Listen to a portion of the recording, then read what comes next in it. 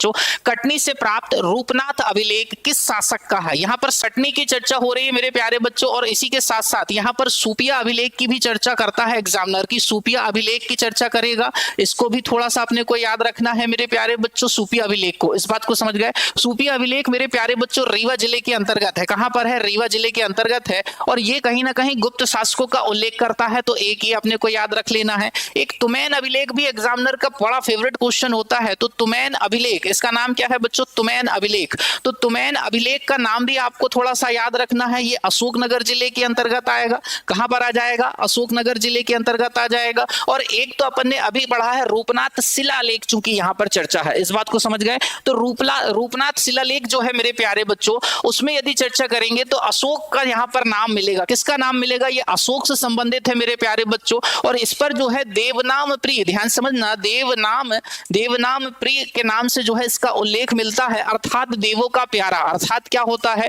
देवों का प्यारा। किसका प्यारा? देवों का प्यारा मेरे प्यारे बच्चों। तो इस तरीके से हो जाएगा। और अशोक से जुड़े जो है दो अभिलेख और चर्चा में थोड़े से आते हैं मेरे प्यारे बच्चों, जिनमें एक होता है कौन सा? मौस्की का, एक मौस्की का है मेरे प्यारे बच्चों, और एक है गुर्जरा का। किसका है? गुर्जरा। गुर्जरा वाला कहां पर है? दतिया में है। दतिया में कहां पर है मेरे प्यारे बच्चों? दतिया में। तो यदि एक क्वेश्चन पूछे कि निम्नलिखित में से वे कौन से अभिलेख हैं जिनमें अशोक का नाम या अशोक राजा लिखा मिलता है मेरे प्यारे बच्चों, तो वो है मौस्की के और उसके साथ गुर्जरा के। तो ये हो गए मेरे प्यारे बच्चों, आपको गुर्जरा वाला भी याद रख लेना है, दतिया जिले के अंतर्गत आएगा जो अपने एमपी में है। तो एक तरीके से ये क्वेश्चन हो गया। यहाँ पर अशोक का नाम अशोक है, इस पर इस अशोक का नाम क्या है? देवनाम प्रिय, देवों का प्यारा। सूफिया अभिलेख गुप्त शासकों से संबंधित है। तुमैन अभिलेख की भी अभी अपन चर्चा कर रहे हैं जो कि अशोकनगर में है। तो एक एक करके इनको थोड़ा सा नोट डाउन करिएगा कि ये कहां पर कैसा क्या है, इस बात को समझ गए।